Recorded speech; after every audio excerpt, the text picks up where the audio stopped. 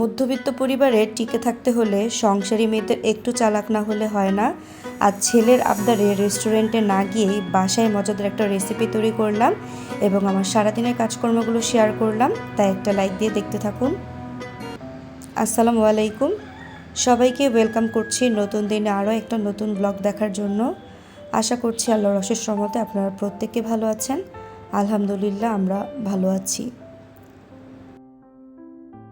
শুরু করছি মধ্যবিত্ত একটা পরিবারের সকালের নাস্তার ভিডিও দিয়ে। আজ তেমন কিছু আর বানাবো না, এখানে গোলা রুটি বানাচ্ছি একদম আমার মতো করে, যতটা সহজে করে নেওয়া যায়।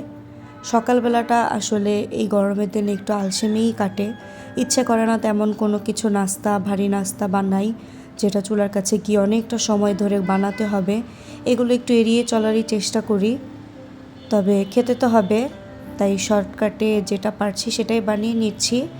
একটু ভাজি করে নিয়েছি আর এখানে গোলা রুটি বানিয়ে নিয়েছি। অফ ক্যামেরাতেই ভাজিটা করেছি, তাই আপনাদের সাথে আর শেয়ার করলাম না। আর একে একে এখন গোলা রুটিগুলো বানিয়ে নিচ্ছি। ওয়ালিদ এই রুটিটা খেতে খুবই পছন্দ করে, একটু নরম হয় তো, তাই হয়তো ওর কাছে বেশি ভালো লাগে।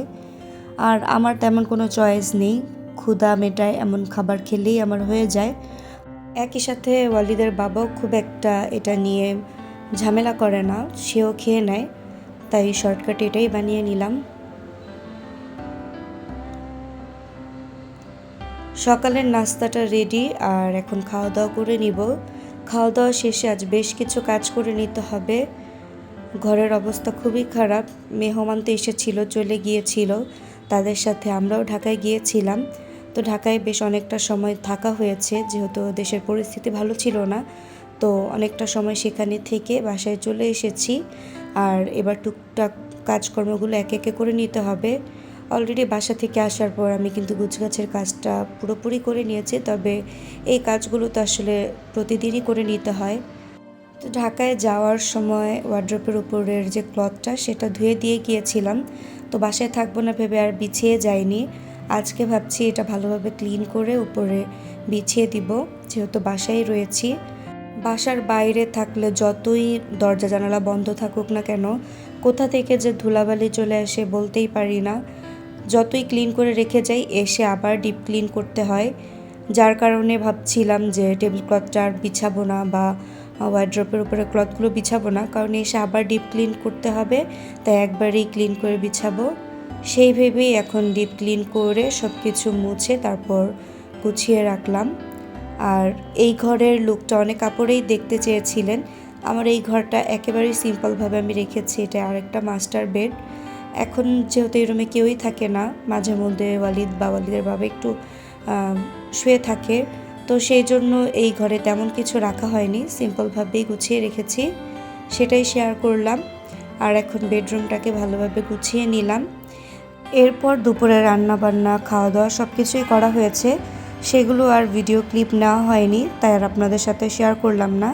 এখন ছেলের আবদারে আপনাদের সাথে খুবই মজাদার একটা রেসিপি শেয়ার করব, যেটা রেস্টুরেন্টে গিয়ে অনেক টাকা দিয়ে খেতে হতো, সেটা আজকে আমি বাসায় তৈরি করব। তো এখানে আমি কিছুটা সসেজ তেলে ভেজে নিয়েছি, আর এবার এরকম ছোট ছোট টুকরো করে কেটে নিচ্ছি। আর এখানে কিছুটা নাগেট, সেটাও ভেজে নিয়ে আমি ছোট ছোট টুকরো করে নিলাম। আর আমি কিছুটা ফ্রেঞ্চ ফ্রাইও করে নিয়েছি।